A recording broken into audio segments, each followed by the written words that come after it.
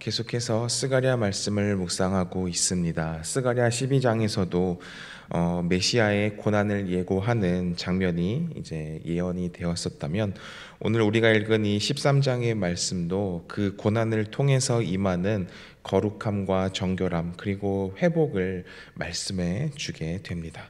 그래서 오늘 본문 1절의 말씀을 보면은 그날의 죄와 더러움을 씻는 셈이 다윗의 족속과 예루살렘 주민을 위하여 열리리라, 이렇게 기록을 합니다. 12장의 말씀을 통해서 예루살렘과 온 유다에 큰 애통이 있을 것이다 라는 것을 살펴보았었습니다. 그리고 이들이 심히 애통한 것이 그들이 얼마나 큰 죄를 범했는지, 그리고 그 죄가 얼마나 두려운 결과를 초래하는지 깨닫게 되기 때문에 이 큰 애통을 했다라고 기록을 했었죠. 하지만 하나님께서는 이렇게 애통하는 다윗의 족속과 그리고 이 예루살렘에게 더러움을 씻는 샘을 열어주신다, 이렇게 오늘 1절 말씀에는 기록하고 있습니다. 여기서 죄와 더러움을 씻는 샘이란 무엇을 의미할까요? 그것은 바로 오실 메시아 예수 그리스도의 보혈을 상징하는 것입니다. 예수님께서는 자신을 믿는 모든 사람들로 하여금 죄의 더러움을 씻어서 이 죄 사함을 받게 하기 위해 십자가에서 대속의 보혈을 흘리셨습니다. 이 보혈이 바로 자신의 죄를 깨닫고 슬퍼하며 회개하는 자들의 죄와 더러움을 씻는 셈이 되는 것이죠. 이와 관련해서 예수 그리스도께서는 잡히시던 날 밤 성찬식을 거행하시면서 포도주를 나눌 때 말씀하시죠. 이것은 죄 사함을 얻게 하려고 많은 사람을 위하여 흘리는 바 나의 피 곧 언약의 피니라. 예수님께서는 우리 죄를 대신해서 이렇게 피를 흘리신 것입니다.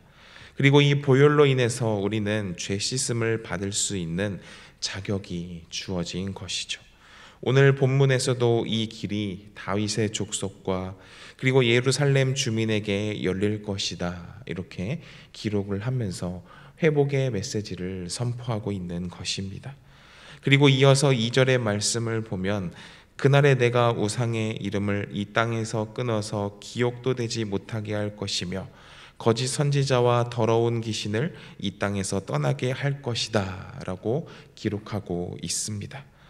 여기서 우상과 거짓 선지자 그리고 더러운 귀신들, 이것들은 모두 다윗 족속과 그리고 예루살렘 주민들의 삶을 방해하는, 더럽히는 대표적인 요소들인 것입니다.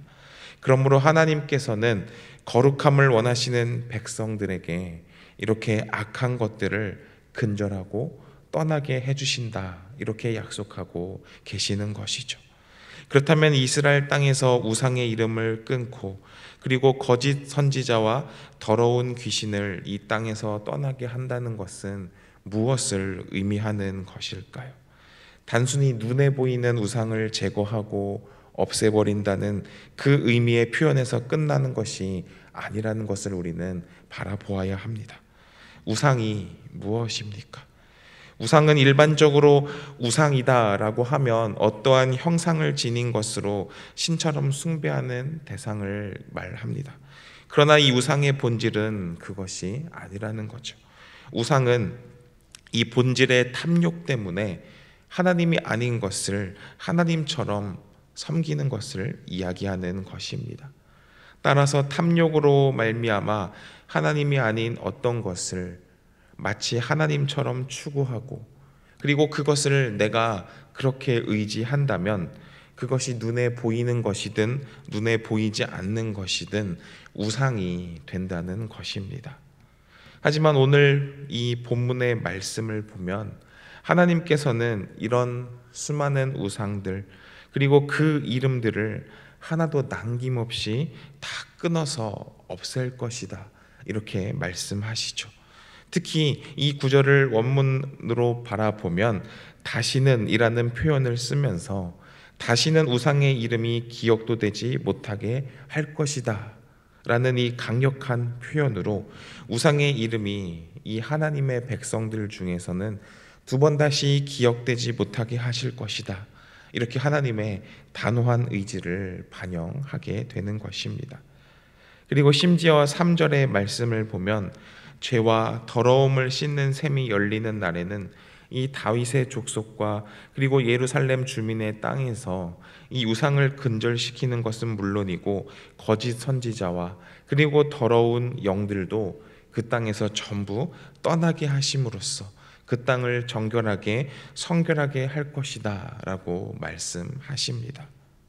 그리고 이어서 4절부터 말씀을 계속해서 보면 이스라엘 백성들이 위의 본문처럼 하나님의 은혜로 분별력이 생겨서 이 거짓 예언을 멀리하게 되고 그리고 거짓 선지자를 찾아내는 상황에 이 거짓 선지자들이 자신들의 발을 붙일 곳이 없음을 알고 궁색한 변명을 하는 그런 상황을 이어서 묘사를 하게 됩니다. 이러한 본문은 1차적으로는 이스라엘 백성들이 이제 영적으로 성숙해지면서 더 이상 거짓 선지자들이나 우상 숭배자들이 발을 붙이지 못하는 상황에 이르게 될 것이다 라는 것을 우회적으로 나타낸 것이라고도 바라볼 수 있습니다. 그리고 이 본문을 통해서 우리는 거짓을 행하는 자들 그리고 거짓을 일삼는 자들의 이 결실이 무엇인가 그것 또한 우리는 바라볼 수 있는 본문이 되는 것이죠. 사람들이 거짓된 일을 행하거나 거짓말을 하는 이유가 무엇입니까?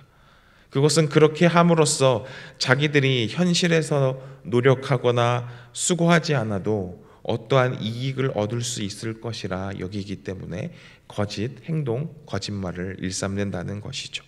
또 자기가 그릇 행함으로 말미암은 이 책임을 면하기 위해서 거짓말을, 거짓 행동을 하는 경우가 있습니다. 즉 거짓을 말하고 행하는 것은 그것으로 이익을 얻고 그리고 해를 면할 수 있다 생각하기 때문입니다. 그런데 사실 이러한 사람들의 생각이 또 어찌 보면 맞다라는 생각이 들 때도 있는 것이 현실입니다. 거짓으로 사람들이 더 쉽게 성공하고 그리고 더 많은 이익을 얻는 것처럼 보이고 그리고 그에 반해 정직한 사람들은 수고하고 노력해도 별다른 이익을 얻지 못하는 것처럼 보이는 것이 지금 현실인 것입니다. 그러나 과연 그러할까요? 이 세상은 거짓된 영으로 가득하지만 이 세상을 참으로 통치하는 분은 바로 하나님이십니다. 하나님은 참되시고 그리고 진실하시며 거짓이 없으신 분이시죠. 하나님께서는 거짓과 불의를 계속해서 방치하지 않으신다는 것입니다. 하나님은 분명 세상을 의롭게 그리고 진실하게 세우시는 분이십니다. 그리고 그 때가 오면 이 거짓을 행하는 자들이 얼마나 헛된 삶을 살았는가, 얼마나 수치스러운 것들을 붙들고 있었는가, 그 모든 것이 다 드러나게 된다는 것입니다. 거짓을 행하는 자들은 자신들의 이 거짓됨을 감추고자 또 다른 거짓을 둘러대고 그리고 그 모든 거짓된 일에 대한 증거까지도 전부 다 감추려고 할 것입니다. 하지만 그 모든 거짓됨은 반드시 다 드러나게 될 것이고 그리고 그에 대한 대가를 반드시 치르게 될 것이고 그리고 이 거짓을 더함으로써 더욱 큰 수치를 당하게 된다는 것입니다. 오늘 이 본문에서 거짓 예언하는 자들이 이 예언할 때에 부끄러워할 것이다 이렇게 기록을 하고 있습니다. 그리고 거짓 선지자들이 자신의 정체를 숨기기 위해서 5절 말씀을 보면 농부라 이야기하며 사람의 종이라 거짓말한다고 기록을 합니다. 또한 6절의 말씀을 보면 내 팔에 난 상처가 무엇이냐라고 물으면 친구의 집에서 받은 상처이다라고 말한다고 오늘 말씀에서는 기록하고 있습니다. 이 내 팔에서 난 상처가 무엇을 의미합니까? 고대 이 다른 우상을 섬기는 그 선지자들이 자신들이 섬기는 이 신을 기쁘게 한다라는 것으로 스스로 몸을 상하게 하면서 그리고 이 생긴 상처들을 나중에 그 상처가 왜 생긴 것이냐라고 물은다면 거짓 선지자임을 들키지 않기 위해서 친구에게서 받은 상처다, 이렇게 거짓말을 한다는 것입니다. 하지만 이들의 거짓말이 얼마나 지속될 수 있겠습니까? 하나님은 반드시 이 세상 가운데의 진리를 온전히 세우실 것이고, 그리고 거짓을 행하는 자들을 부끄럽게 하신다는 것입니다. 그날의 거짓으로 인하여 치부한 자들, 그리고 거짓으로 자기의 이익을 도모했던 사람들은 자신들에게 아무 유익이 되지 못했구나라는 사실이 깨닫게 되고, 그리고 그것이 오히려 크고 두려운 심판을 맞이하게 된다는 그 사실을 깨닫게 된다는 것입니다. 계속해서 말씀을 또 보겠습니다. 7절부터 9절까지의 말씀은 회복시킬 하나님의 깊은 의도와 그리고 그 구속의 비밀이 담겨져 있습니다. 먼저 7절의 말씀을 보면 하나님께서는 직접 칼아 깨어라 라고 명령하시죠. 이 칼은 하나님의 심판, 하나님의 공의의 도구입니다. 그런데 이 칼이 누구를 치는가? 내 목자요 내 짝된 자를 친다, 이렇게 기록을 하고 있습니다. 이 목자는 히브리어로 친밀한 자, 동등한 자를 뜻합니다. 즉 하나님과 동등한 자, 곧 예수 그리스도의 죽음을 예표하는 것이죠. 특히 신약에서 예수님은 이 말씀을 십자가에 달리시기 전에 제자들에게 인용하시기도 하십니다. 즉 예수님의 이 십자가의 사건은 그저 우연히 일어난 사건이 아니라 하나님의 구속 계획 안에서 철저히 계획대로 진행되어진 일이라는 것을 우리는 바라볼 수 있는 것입니다. 죄인을 향한 하나님의 진노의 칼이 죄 없으신 분에게 향했습니다. 예수님이 죽으심으로 인해서 우리가 살아날 수 있는 자격이 얻어지게 된 것이죠. 계속해서 7절의 하반자를 보면 목자를 치면 양이 흩어지리니 라고 기록합니다. 예수님이 체포되셨을 때, 예수님이 로마 군인들에게 잡히셨을 때 제자들의 모습을 바라보면 이 제자들은 하나도 남김없이 전부 다 도망칩니다. 베드로는 예수님을 3번이나 부인하고, 그리고 나머지 제자들도 전부 숨어 버립니다. 믿음이 좋다고 하던 사람들도 이 고난 앞에서 전부 쉽게 무너지는 장면을 바라보게 되는 것입니다. 이 흩어짐은 인간의 연약함을 그대로 보여주는 것이죠. 하지만 여기서 중요한 말씀이 이어집니다. 작은 자들 위에는 내가 내 손을 들이우리라 라고 기록하죠. 작은 자들이 누구입니까? 바로 연약한 자들, 실패한 제자들을 이야기하는 것입니다. 그런데 하나님은 그들을 포기하지 않으신다는 것이죠.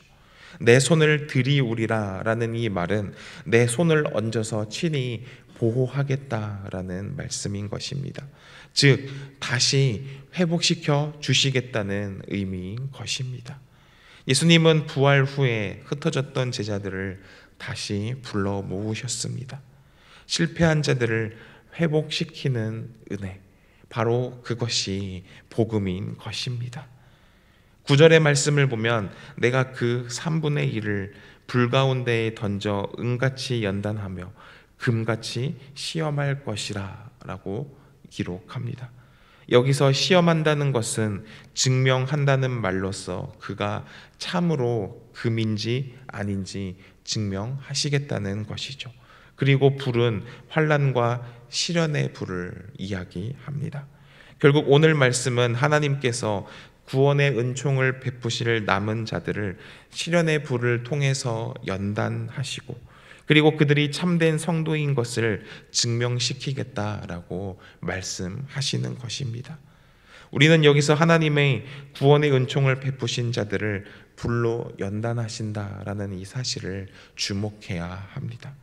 하나님의 구원과 은총을 받은 자들이 그냥 이 세상 속에서 그저 평안하고 부유하고 그리고 그저 안락한 모습만 갖고 살아간다면 얼마나 좋겠습니까? 아무런 시련도 당하지 않고 그저 평안한 삶을 이어간다면 얼마나 좋겠습니까? 이는 모든 사람들이 간절히 원하는 그런 모습일 것입니다. 하지만 오늘 말씀에서 하나님께서는 그렇게 두지 않으시고 불로 연단하시겠다 이렇게 말씀하십니다. 그렇다면 하나님께서는 왜 불 가운데 연단하시겠다고 이렇게 말씀하시는 것일까요? 그것은 우리를 정결케 하여서 이 하나님 나라에 합당한 백성으로 세우시기 위함인 것입니다. 잘 알고 있듯이 금과 은이 이 금광이나 은광에서 캐낸 원석 그 자체만으로는 참된 가치를 인정받기 어렵죠.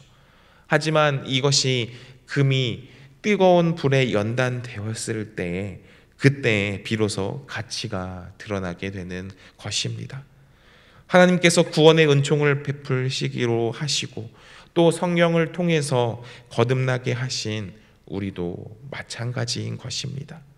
우리는 이 연단의 과정을 거쳐야만 한다는 것이죠. 그리고 이러한 연단으로 인해서 우리는 정결하게 되어지고 그리고 이러한 과정을 성화의 단계라고 이야기할 수 있는 것입니다. 구원의 은총을 입은 성도들은 이런 성화의 단계를 거쳐서 온전히 거룩하게 된 후에 정금과 같이 되는 그러한 하나님의 구원에 이르게 된다는 것이죠. 오늘 이 스가랴 13장의 말씀은 하나님의 계획 안에서 죄를 정결케 하는 셈이 열리는 그 장면을 보여줍니다. 이 셈이 열리기 시작하면서 거짓 우상들은 전부 다 무너지게 되고 그리고 연약한 자들 위에 하나님의 손이 머물며 회복이 시작됨을 선포하십니다. 목자의 희생은 흩어진 자들을 다시 모으는 구속의 근거가 되는 것입니다. 남은 자들은 고난을 통해서 연단되어 정금 같은 믿음의 사람으로 세워집니다. 결국 하나님은 그들을 내 백성이라 부르시고 그리고 그들은 여호와는 나의 하나님이십니다라고 고백하게 된다는 것이죠. 오늘 이 스가랴 13장의 말씀을 묵상하면서 예수님께서 우리를 붙잡고 계시고 그리고 우리가 지금 고난의 때에 있을지라도 낙심하지 말고 그리고 그 고난을 이겨냄으로써 정금과 같이 되어 믿음의 사람으로 세워지는 그런 우리 모든 성도님들 되시기를 소망합니다. 그리하여서 삶의 모든 순간 속에서 여호와는 나의 하나님입니다. 여호와만이 오직 나의 하나님입니다 라는 이 믿음의 고백이 날마다 삶 속에서 넘쳐나는 성도님들 되시기를 소망합니다.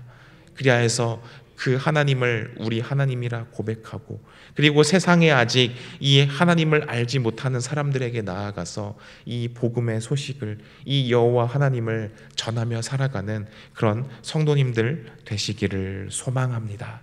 기도하겠습니다.